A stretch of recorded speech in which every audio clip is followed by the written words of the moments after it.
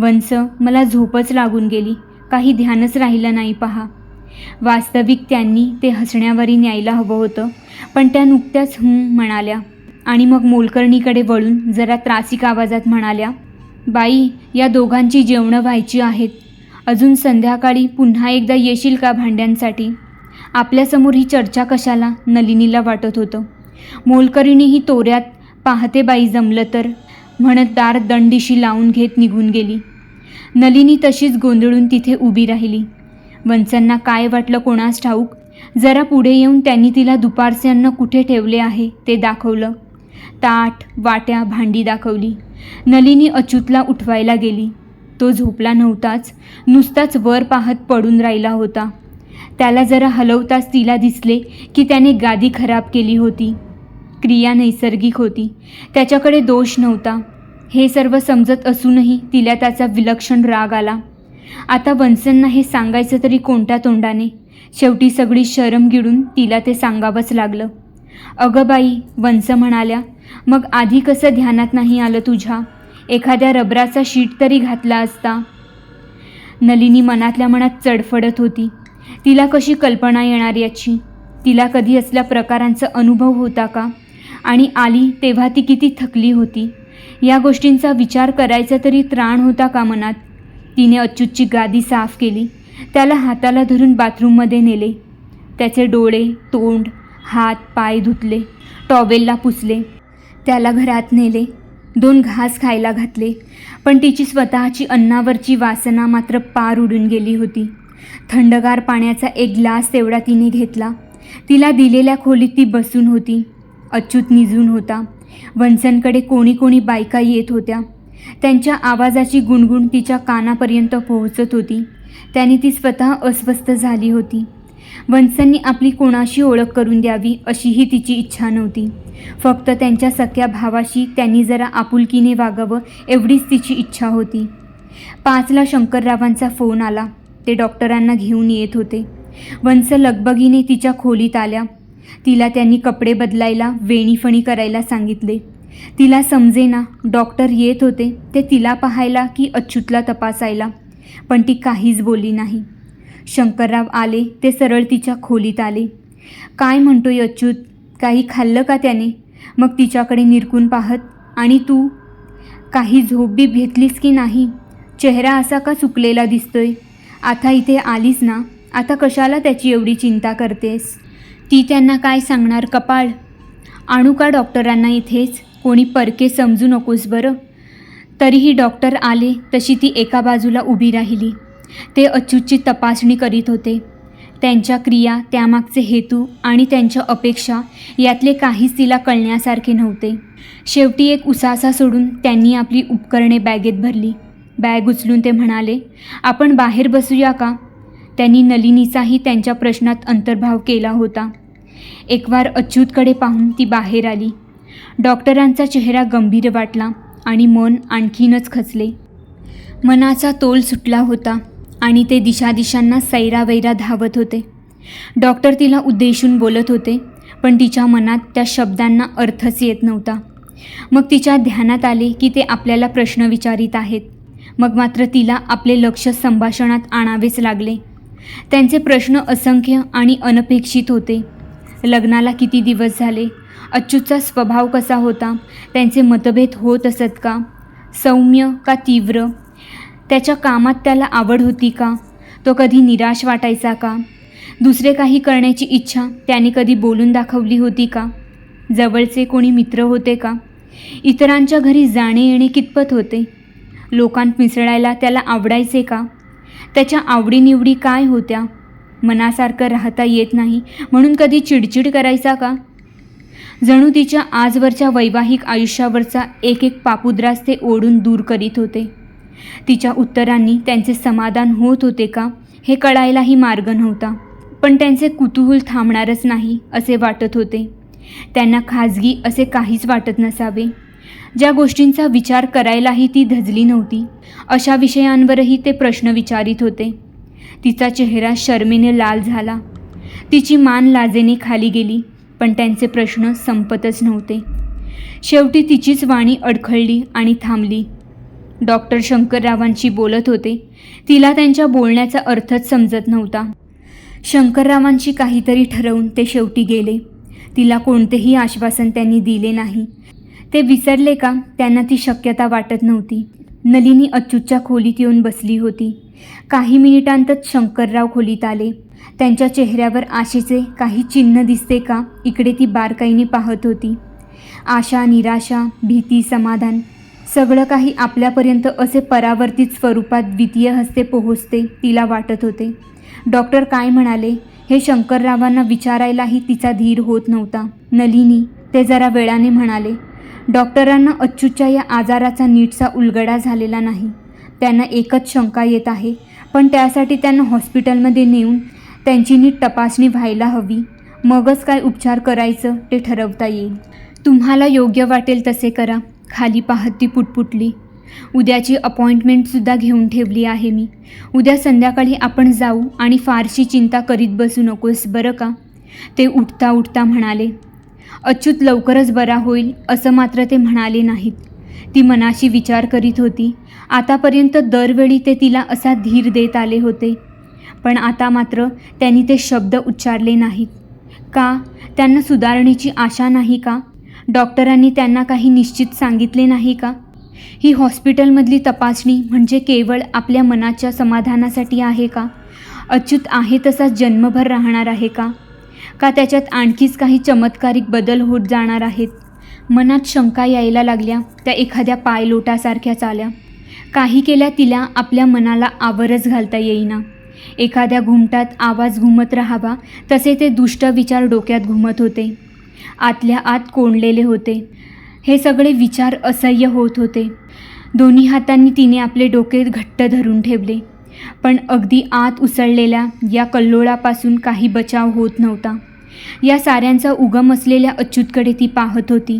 राग, प्रेम, सहानुभूती, भीती, अनेक भावनांचे मिश्रण तयार होत होते. पण अच्युत मात्र त्या सगळ्यांपासून संपूर्ण दूर होता. त्याला जणू काही बाह्य जगाचा स्पर्शच होत नव्हता. आता प्रथमच तिच्या मनात कुतूहल जन्माला आले. तो इतका निर्धास्तपणे पडून राहतो खरा, पण ही शांतता आतपर्यंत पोहोचत असेल का? का वरवर शांत दिसणाऱ्या सागराच्या पोटात जसा वडवानळ घुमसत असतो तसे त्याच्या अंतर्मनात विचारांचे काहूर माजलेले असेल का? या शांत, थंड, निर्विकार पोलादी कवचात सापडलेले त्यांचे मन सुटकेसाठी धडपड करीत असेल का? त्याच्या त्या परक्या, अनोळखी, विक्षिप्त जगापर्यंत ती कशी पोहोचू शकेल? कोणत्या उपायांनी ती त्याच्याशी संपर्क साधू शकेल? या प्रश्नाचा आपण प्रथमच विचार करीत आहोत हे तिला जाणवले नाही. पण परिस्थितीच्या तणावाखाली तिच्यात एक सूक्ष्म परिवर्तन होत होते. संध्याकाळी ती अच्युत आणि शंकरराव हॉस्पिटलमध्ये जायला निघाले. अच्युतचे कपडे बदलणे, त्याला घराबाहेर काढणे हे एक दिव्यच ठरले. 1 वर्षाच्या मुलापेक्षाही त्याची समज कमी होती. नलिनीला आपल्या आवाजात आवश्यक ती करारी धार आणता येत नव्हती. परक्यांच्या नजरांचा दबाव सतत मनावर होता. संकोचाखाली ती दडपून गेल्यासारखी होत होती. अच्युत आणि आपण पती पत्नी आहोत. त्याच्या भल्यासाठी जे जे आवश्यक ते केले पाहिजे. इतरांचा विचार करता कामा नये हे सर्व तिला समजत होते, पण वर्तन मात्र घडत नव्हते. अच्युतच्या मतिहीन वागणुकीचा, निर्बुद्धतेचा तिला यावेळेस इतका कधीही संताप आला नव्हता. हॉस्पिटलमध्ये गेल्यावर सर्व तमाशा पुन्हा एकदा झाला. मजा पाहणाऱ्यांची गर्दी होती. सहानुभूती फारच थोड्यांच्या नजरेत होती. अच्युतला आत नेले. त्या खोलीत अनेक अगम्य, जवळजवळ भयप्रदच अशी अनेक उपकरणे होती. तिथे डॉक्टर ओळखीचे नव्हते. त्यांच्या वागणुकीत आणि अच्युतला हाताळण्याच्या पद्धतीत एक परकेपणा जाणवत होता. तेथे न बसवून नलिनी बाहेरच्या कॉरिडॉरमध्ये येऊन एका बाकावर बसली. तिच्या आजूबाजूलाच डॉक्टर, नर्सेस आणि रोगी यांची वर्दळ होती. आणि हळूहळू तिच्या लक्षात आले की इथे येणारे किंवा आणले जाणारे पेशंट नेहमीसारखे नाहीत. त्यांच्यातले काही हातवारे करीत स्वतःशी बरळत होते. काहींचे तारवटलेले डोळे आसपासच्या सर्वांवरून फिरत होते.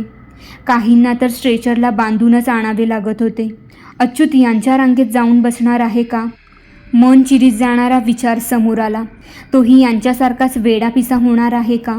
रोजच्या जगाची ओळख हरवून बसणार आहे का? स्वतःच्याच एखाद्या विक्षिप्त, काळोख्या, असंदर्भ, वेदनामय विश्वात कोंडला जाणार आहे का? तिने डोळे मिटून घेतले. शंकरराव तिच्याजवळ येऊन उभे राहिले होते. तिने वर मान करताच ते म्हणाले, चल अच्युतला घेऊन जाऊ. त्यांनी तपासणी केली आहे. रिपोर्ट यायला 1-2 दिवस लागतील. मग ट्रीटमेंट काय द्यायची, कशी द्यायची हे सुचवतील. चल आता.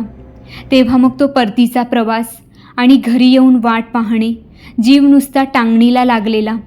अच्युतला आजार गंभीर न ठरू दे हे शब्दसुद्धा आता जिभेला रेटता येत नव्हते.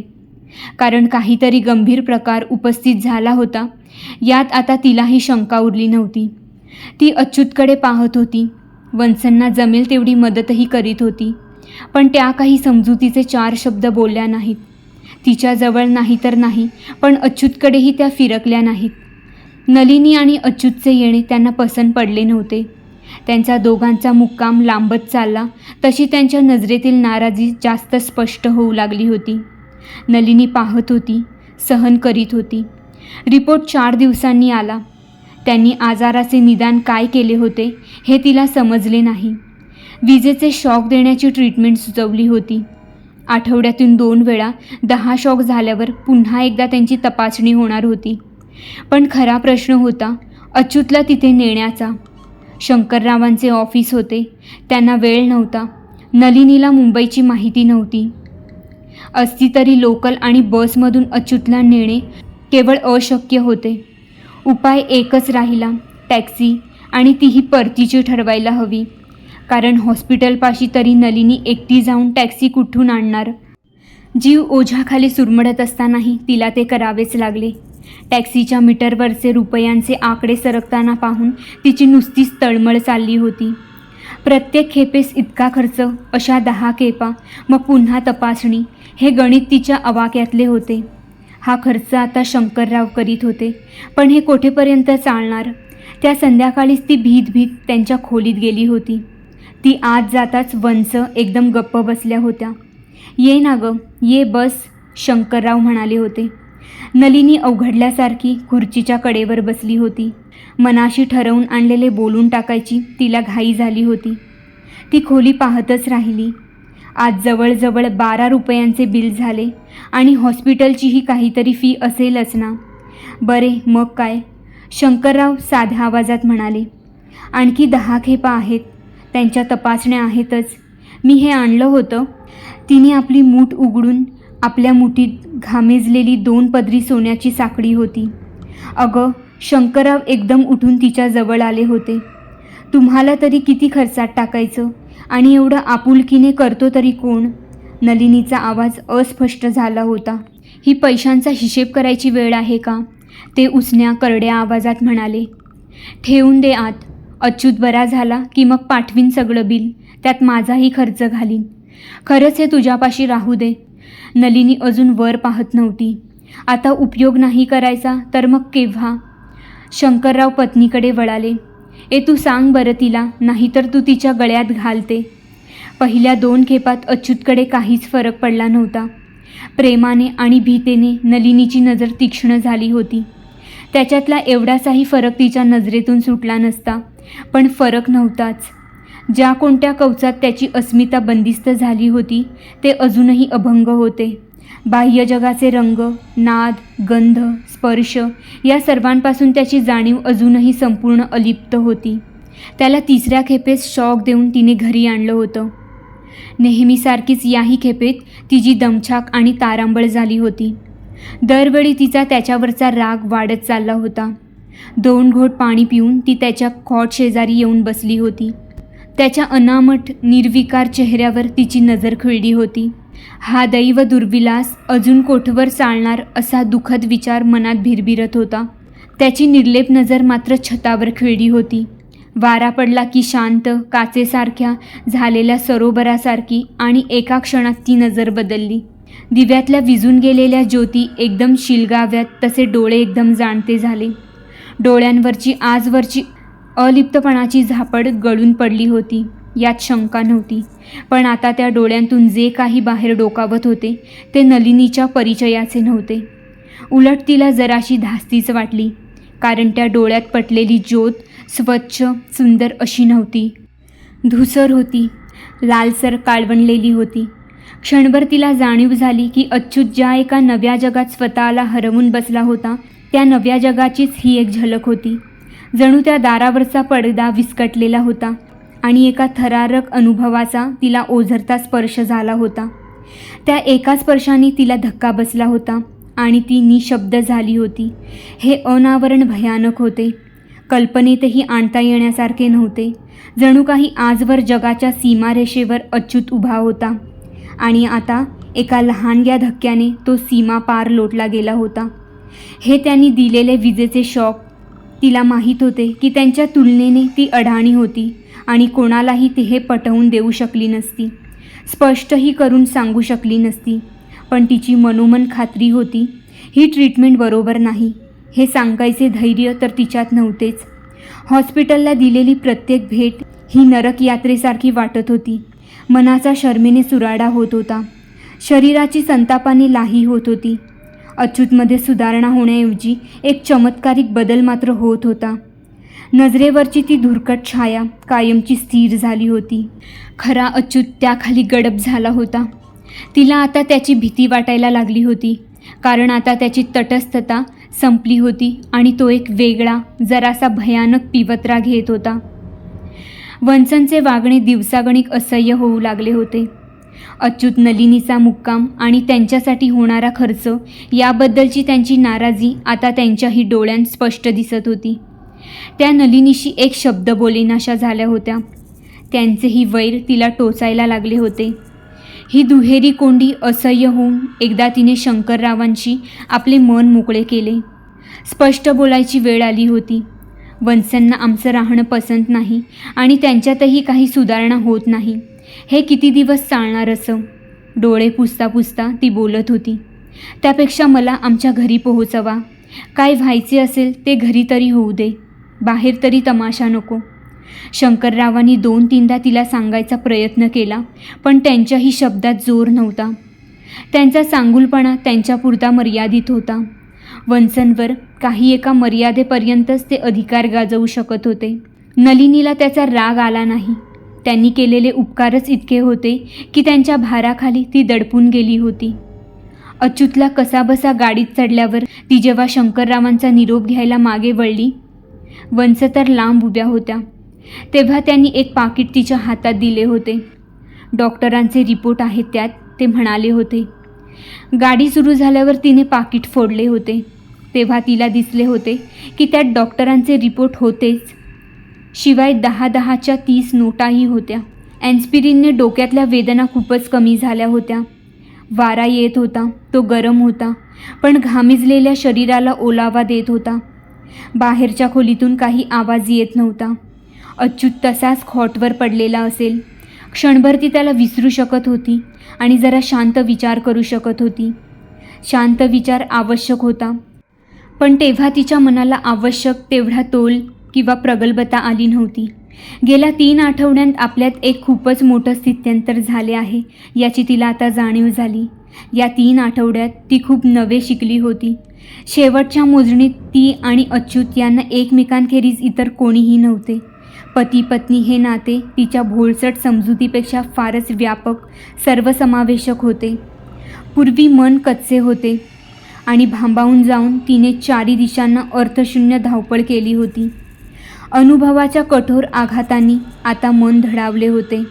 एका निर्धाराच्या साच्यात त्याने नवा आकार घेतला होता. आपल्याला काय करायला हवं हे तिने ओळखले होते. 2-3 दिवसात ऐकू न आलेला घुरण्याचा आवाज पुन्हा एकदा कानावर येत होता. विजेचे शॉक थांबले तरी अच्युतमध्ये होत असलेला बदल थांबला नव्हता. जणू सीमापार पलीकडे एक उतार होता आणि त्या उतरणीवरून तो घसरत चालला होता. वेग हळूहळू वाढत वाढत तो खालीच चालला होता.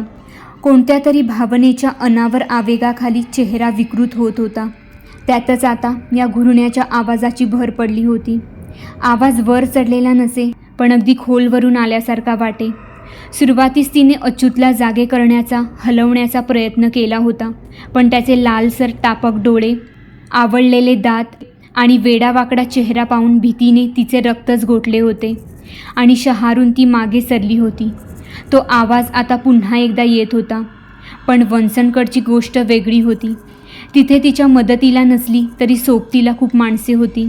आता ती अच्युतबरोबर एकटीच होती आणि तिला त्याची भीती वाटायला लागली होती. वरवर विसंगत वाटणारी गोष्ट पण खरी. एकेकाळी तो तिचा सर्वात जवळचा होता, पण आता त्याच्यात काहीतरी बदल झाला होता. त्याच्या शरीरात काहीतरी नवे, वेगळे, परके पण भयानक वावरत होते. तेच त्याच्या लालसर डोळ्यांतून कधीकधी डोकावलेले होते आणि हा घुरण्याचा आवाज त्याचाच होता. तिला या नव्या अच्युतची भीती वाटायला लागली होती. पण तिच्या खेरीज आता होते तरी कोण? तिची इच्छा असो वा नसो, तिलाच पुढे जायला हवे होते. अच्युतला मदत करायला हवी होती. भिंतीजवळून ती उठली खरी, पण पावले कशी रेंगाळत होती. नलिनी दारापाशी आली आणि थांबली. घुरण्याचा आवाज अजून येत होता. क्षणभर तिची नजर खोलीवर एकाग्र होईना. बाहेरच्या झाडांवरचा हिरवट प्रकाश खोलीत पसरला होता. अच्युत खॉटवरच पडलेला होता, पण मघासारखा निश्चित पडलेला नव्हता. शरीराला आळोखे पिळोखे देत होता. ती खोलीत आली, त्याच्या खॉटजवळ येऊन उभी राहिली. त्याचा चेहरा इतका भेसूर दिसत होता की तिला त्याच्याकडे पाहावेनाच. तो डोळे घट्ट मिटून घेत होता, पुन्हा खाडकन उघडीत होता.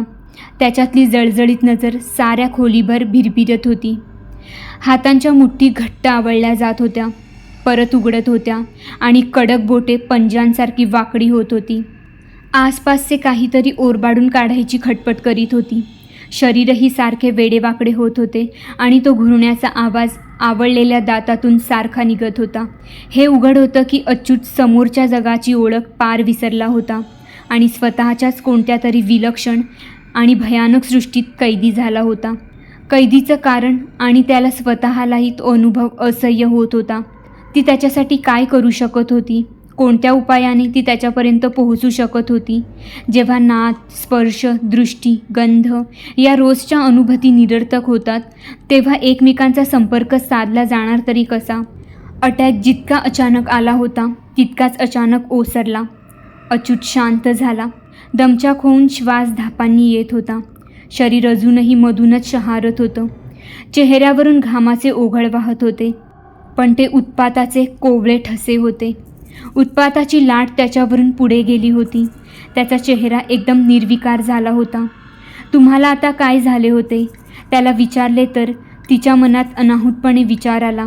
मग तिला आठवले, आजवर त्याला कोणी हा प्रश्न विचारलाच नव्हता. त्याला दिसतात ते भास होतात, ते भ्रम असेच सर्वजण धरून चालले होते. त्याच्यापेक्षा ती बोलू शकली असती. त्याच्यापेक्षा ती अर्थातच जास्त सज्ञान नव्हती, पण त्याच्यापेक्षा ती एका बाबतीत तरी जास्त खात्रीने बोलू शकली असती. निकट सहवासाने अच्युतच्या भावनांची कोणापेक्षाही तीच जास्त सहजपणे एकरूप होऊ शकत होती. त्याच्या मनात जर काही आवेगाचा विचार आला तर त्याचा अनुनाद तिच्या मनात उमटण्याची जास्त शक्यता होती. पण तिला या खास परिस्थितीचा फायदा करून घेता यायला हवा होता. याचा नेमका अर्थ तिला आता समजला होता. तिच्या हाकेसरशी अच्युत जर नेहमीच्या जगात येऊ शकला असता, तर मग तिलाच त्याच्या त्या असंदर्भाच्या जगात प्रवेश करायला हवा होता. वेड्याला शांत ठेवण्यासाठी त्याचेच म्हणणे खरे आहे असे भासवतात, त्यातलाच हा प्रकार. पण त्यापेक्षाही जास्त गंभीर, कारण येथे केवळ शाब्दिक हवाला देण्याचा प्रश्न नव्हता. त्याचे विश्वास, त्याचे अनुभव या सर्वांशी तिला खऱ्या अर्थाने एकरूप व्हायला हवे होते. तो होता तेथे ती पोहोचू शकली तरच त्याच्या नजरेने पाहू शकेल, त्याचे अनुभव घेऊ शकेल, कदाचित त्याला मदतही करू शकेल. पण धोक्याच्या घंटा अनिभज्ञ मनातही खणखणत होत्या.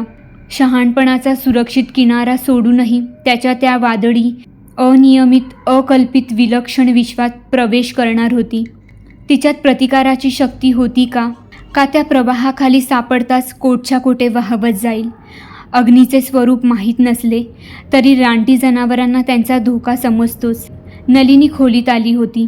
परत जायचा विचार मनात क्षणभर येऊन गेला होता. तो आता तिने पार झटकून टाकला. एक खुर्ची ओढत कॉटपाशी आणली आणि खुर्चीवरती ठामपणे बसली. अच्युत आता शांत पडला होता. त्याच्याकडे पाहत ती हलकेच म्हणाली, अच्युत, इकडे पहा, मी नलिनी आहे.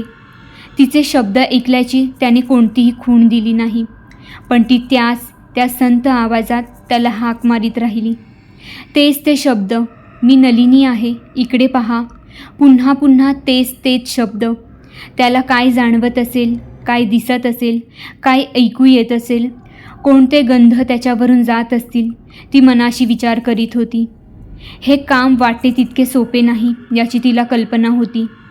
गवताच्या गंजीतली सुई शोधून काढणे यापेक्षा जास्त सोपे, कारण वेळ मिळाला तर गवताची काडी पाहता येईल, कारण केव्हा तरी त्यांना शेवट होताच. पण येथे शक्यताची संख्याच अमर्याद होती. त्यांना खरोखरच अंत नव्हता. तिला आशा एकाच आधारावर वाटत होती, त्याचे आणि आपले जे एक भावनिक ऐक्य आहे. परस्परांच्या निकट सहवासाने मनामनात जो एक सहभावनेचा बंध निर्माण झाला आहे, त्याचीच मदत होण्यासारखी होती. बाह्यतः जरी अच्युत पुरता निसंग झालासा वाटत होता, तरी मनाच्या खोलवरच्या कोणत्या तरी पातळीवर तिची जाणीव शाबूत असेल. तेथे कोणला गेलेला खरा अच्युत मदतीसाठी तळमळत असेल. तिच्या आवाहनाला तेथूनच साथ मिळण्याची शक्यता होती. तेथे जर तो बंध अजून शाबूत असला तर त्याचाच आधार घेऊन ती ह्या कोलाहलातून सावकाश तिच्या अच्युतपर्यंत पोहोचू शकेल. या जड अभेद्य आवरणाखाली अच्युत कोणला गेला आहे, तिची खात्री होती. त्याच्या मदतीला जाणे ती आपले एकमेव कर्तव्य मानित होती. या मार्गावर काही धोके असतील हा विचार तिच्या मनात क्षणभरही आला नाही. सर्वत्र ती मदतीसाठी गेली होती आणि निराश होऊन परतली होती. काही करणे शक्य असते तर ते तिलाच करावे लागणार होते, कारण आता दुसरे कोणी नव्हतेच. आणि पाण्यात बुडणाऱ्याला वाचवायचे असेल तर त्या पाण्यातच उडी मारायला हवी. किनाऱ्यावर राहून काय मदत करता येणार. अच्युत इकडे पहा ना, मी नलिनी आहे, मी त्या मंद आवाजात म्हणत होती. पुनरावृत्ती हे एक महाप्रभावी शंका आहे. त्याच्या आघाताखाली मी म्हणणाऱ्याचा दम खेचतो, विरोध विरगळतो, पापुद्रे सरकायला लागतात, आतला गाभा उघडा पडतो. अच्युत इकडे पहा ना, मी नलिनी आहे. अच्युत, त्याच्यात काही बदल होत होता का? ढिल्लेपणाने कॉटवर पडलेले हात जरासे हलत होते का? पंजांची बोटे उघडझाप करीत होती का? त्याचा श्वास जरा जोराने यायला लागला होता का? मान स्वतःशीच हलायला लागली होती का? आधी शंका होती, पण मग शंका राहिली नाही. त्या सर्व हालचाली प्रत्यक्षात दिसत होत्या. मान हलता हलता डोळे उघडले आणि मानेबरोबरच ती नजरही खोलीच्या छतावरून फिरू लागली. नजरेचा अवाका वाढला आणि ती नजर आता नलिनीच्या चेहऱ्यावरून फिरायला लागली. दरवेळी ती नजर शरीरावरून जाताना नलिनीला शरीरावरून एखादा गरम हवेचा झोत गेल्यासारखे वाटत होते. तिच्या अवर्तित आवाहनांचाच परिणाम. हा परिणाम होता का? तसा असला तर मग त्याचा अर्थ एकच होता. कोणत्या ना कोणत्या तरी अगम्य मार्गाने तिचा त्याच्या मनाशी संपर्क जुळला होता. जणू काही एका तंतूने दोघांची मने जखडली गेली होती. पण एक महाभयानक विचार मनात आला. हा तंतू, हा बंद, हा पाश तिने त्याला त्याच्या कर्दमातून बाहेर ओढण्यासाठी योजला होता. पण समजा तिची शक्ती अपुरी पडली तर तीच त्याच्याकडे त्या तंतूवरून खेचली जाईल नव्हे, जात होती. आता या क्षणी जात होती. गरम झोतासारखी भासणारी त्याची तप्त जळजळीत नजर ही तिची पहिली पायरी होती. बाहेरून येणाऱ्या संवेदना त्या स्वरूपात तिच्यापर्यंत पोहोचणार होत्या. त्याची नजर एखाद्या भट्टीच्या गरम झोतासारखी जाणवत होती. एखादा नाद काटेरी फांदीसारखा शरीराला टोचेल, काहीही शक्य होईल. आणि मग असे हे परस्पर संदेशनाचे संपर्क निष्कामी झाले की बाह्य जगाशी तिचा संबंधच तुटेल. या गैरसमजांची एक अभेद्य भीती तिच्या भोवती उभी राहील आणि ती त्या कैदखान्यात कायमची बंदिवान होऊन पडेल, जसा अच्युत आता झाला होता तसा. आपल्याला होत असणाऱ्या प्रसंगाचे इतके तर्कशुद्ध स्पष्टीकरण कसे सुचले हा विचार मात्र तिच्या डोक्यात आला नाही. मग तिने काय करावे? तिने प्रयत्न पुढे चालू ठेवावे की माघार घ्यावी? अच्युतचे डोळे अजूनही छतावरून तिच्यावर असे फिरत होते. अजूनही तिला त्या नजरेची आत जाणवत होती. प्रस्थापित झालेला बंध अजूनही शाबूत होता. त्या क्षणी नलिनीने एक असामान्य धैर्याचा निर्णय घेतला. तो एक क्षण तिचे मन मध्यमवर्गीय सुसंस्कृत स्त्रीची तिची भूमिका विसरले होते आणि पती पत्नी संबंधाच्या एका अतिउच्च पातळीवर गेले होते. अच्युत असेल तर तिच्या जगण्याचा अर्थ होता. तो नसेल तर तिचे जीवन काडीमोल होते. या सत्याची प्रचिती तिला आली. पुढचे धोके तिला माहीत नव्हते. तिची शक्ती कमी पडण्याची शक्यता होती, पण तिचे प्रयत्न कमी पडणार नव्हते. तिचे मनोधैर्य कधी खचणार नव्हते. त्या क्षणी अच्युतबद्दलच्या अनिवार्य प्रेमाने तिचे मन अक्षरशः गहिवरून आले. ती त्याच्याकडे वळली आणि त्याला स्पर्श करीत म्हणाली, अच्युत, इकडे पहा ना, मी नलिनी आहे. अच्युतने तिच्याकडे पाहिले. दारातून एखादा प्रचंड वाऱ्याचा झोत यावा आणि काही क्षण श्वासच घेता न आल्याने जीव कासावीस व्हावा, अशी नलिनीची अवस्था झाली. ती नजर साधी नव्हती. ती नजर स्वतःबरोबर एक अनोखे अपरिचित विश्वास घेऊन आली होती आणि ती जाणीव रोजच्यापेक्षा कितीतरी पटींनी अधिक प्रखर होती. लहानसा वातीचा दिवा सर्च लाईटरच्या झोतात निस्तेज व्हावा तसं तिचं रोजचं जग या नव्या अनुभूतीकडे गडप होत होतं. सागर किनाऱ्यापाशी 5 पावलं पाण्यात जावं आणि खालून वाहणाऱ्या एखाद्या अदृश्य प्रवाहाने पाय खेचून खोल पाण्यात न्यावं असं झालं होतं. आसपासची खोली अंधारात होती. नाटकातले पडदे फडफडावेत तशा भिंती एखाद्या काळवाऱ्यावर सापडल्यासारख्या फडफडत होत्या. त्या पडद्यांमागे काहीतरी होतं, भयानक होतं. त्याची एक अगदी ओझरती पुसटशी झलक दिसत होती. पण एवढ्यातच या भिंतींची लहर होऊन त्या वाऱ्यावर फडफडत दूर दूर फेकली जातील आणि मग त्यांच्यामागे काय होतं ते दिसेल. रोजच्या जगाच्या आतलं किंवा मागचं नेहमी नजरेआड राहणारं एक भयानक सत्य नजरेसमोर येईल. आता ती फार वेळ स्वतंत्र राहणार नव्हती. दिवे एकामागून एक मालवले जावेत तशा तिच्या जाणीवा मालवल्या जात होत्या. गंध गेला, स्पर्श गेला, ध्वनी गेला, आता दृष्टीही जाणार होती. बाह्य जगाचा एकमेव पाश तुटणार होता, पण अगदी शेवटच्या क्षणी हे तिला माहीत नव्हतं. ती वाचली. खोलीच्या दारावर कोणाच्या तरी दणादण धापांचा आवाज येत होता. 5-7 थापा मारल्यावर तो आवाज थांबला असता तर नलिनी परत एकदा प्रवाहाबरोबर खोलवर खेचली गेली असती. पण तो आवाज थांबला तर नाहीच, उलट आणखी जोराने यायला लागला. प्रत्येक थापेबरोबर मनावरचा अंमल उतरत होता. नेहमीचं जग अधिकाधिक स्पष्ट होत होतं. शेवटी तिच्या आसपास तिच्या परिचयाची खोली स्थिर झाली. मग मेंदूचा शरीरावर ताबा आला. हो हो आले, ती मोठ्याने ओरडली आणि दार उघडण्यासाठी उठली. म्हणजे उठायचा प्रयत्न केला. हातापायात त्राण नव्हतं. खोली तिच्या भोवती गरगर फिरत होती. तिने डोळे घट्ट मिटून घेतले. कॉटचा पाईप हातांनी घट्ट धरला. मग नजरेवरची ती भोवळ गेली. भिंतीचा आधार घेत घेत ती दारापाशी गेली. तिने दार उघडलं. दाराबाहेर 30च्या वयाचा एक अनोळखी तरुण होता. तो जरासा अधीरतेपणे आणि चिंताग्रस्त चेहऱ्याने दाराकडे पाहत होता. अच्युत आहे का घरात? त्यांना बरं नाही आहे, झोपून राहिलेत आत. तुम्ही त्यांच्या मिसेस का? वहिनी, जरा आत येऊ का? तुम्हाला काही सांगायचं आहे. नलिनीचा त्यांच्याबद्दल चांगला ग्रह झाला. या ना आत, मागे सरत ती म्हणाली. तो आत आला. मी गोपाळ उपाध्ये. अच्युत आणि मी एकाच ऑफिसात काम करतो. मी रजेवर होतो, परंतु रुजू झाल्यावर समजलं अच्युतला बरं नाही. तुम्ही येऊन गेलात. त्याचे मेहुणे येऊन गेले. आता कसं आहे? मी भेटू का त्याला? त्याची प्रकृती अजिबात चांगली नाही, नलिनी खुर्चीवर बसत म्हणाली. ते तुम्हाला ओळखायचे नाहीत. ते कोणालाच ओळखत नाही, मलासुद्धा नाही. एकाकी तिचा घसा दाटून आला. डोळ्यांना पाणी आलं. गोपाळच्या 4 साध्या सहानुभूतीच्या शब्दांनी मनाचे बांध फोडले गेले. गोपाळ जागच्या जागी चुळबुळ करत होता. तो संपूर्ण परका होता. केवळ शब्दांच्या सांत्वनापलीकडे तो काय करणार? वहिनी, मला पाहू दे तरी त्याला.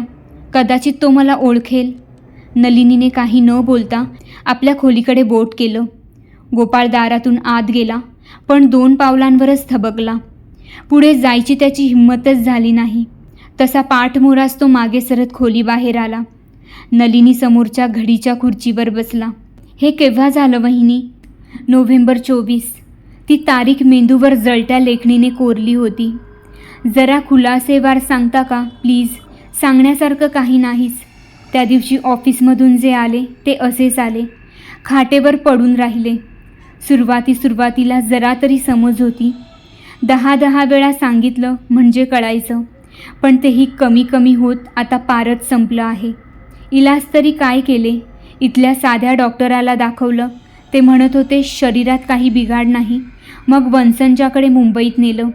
मेंटल हॉस्पिटलमध्ये मोठ्या डॉक्टरांनी तपासलं. विजेचे शॉक द्यायची ट्रीटमेंट सुरू केली. मला बिचारीला त्यातलं काही समजलं नाही, पण वाटलं होतं यांना शॉकने बरं वाटण्याऐवजी त्यांच्यात बिघाडच होत आहे. आणि खरं सांगू का, ही महागडी ट्रीटमेंट कशी परवडणार आम्हाला? आजच दुपारी परत आलो मुंबईहून. आयुष्याचा जो उत्पाती विध्वंस झाला होता त्याचं वर्णन किती थोड्या शब्दांनी होत होतं. वहिनी, मला जेव्हा समजलं अच्युतलं बरं नाही, तेव्हापासून मी रोज इथे चक्कर टाकतो आहे. आता वाटतं रजेवर गेलो नसतो तर बरं झालं असतं. तुम्हाला माझी मदत झाली असती. काय सांगायचं आहे ते स्पष्ट शब्दात सांगा की. वहिनी, अच्युतचा आजार शारीरिक नाही, वैद्यकीय नाही. त्याला कोणत्याही औषधाने व शॉकने गुण यायचा नाही. नलिनीला गोपाळच्या शब्दांचा अर्थच समजेना, खरोखरच समजेना. शारीरिक आजार नाही म्हणजे मानसिक आजार, म्हणजे वेळाचा एखादा प्रकार. पण त्यावरच इतके दिवस आणि इतके खर्चिक उपचार होत होते ना. गोपाळ म्हणत होता तरी काय? गेले 2 आठवडे तिने जीवाचं जे रान केलं होतं ते काय व्यर्थच होतं का? वहिनी, अच्युतला ज्याला आपण नेहमी आजार समजतो तसे काही झालेलंच नाही. त्याचा प्रकार जरा वेगळाच आहे. मला तुमच्या एकाही शब्दाचा अर्थच समजत नाही. सांगतो, पण सांगायला जरा शरम वाटते.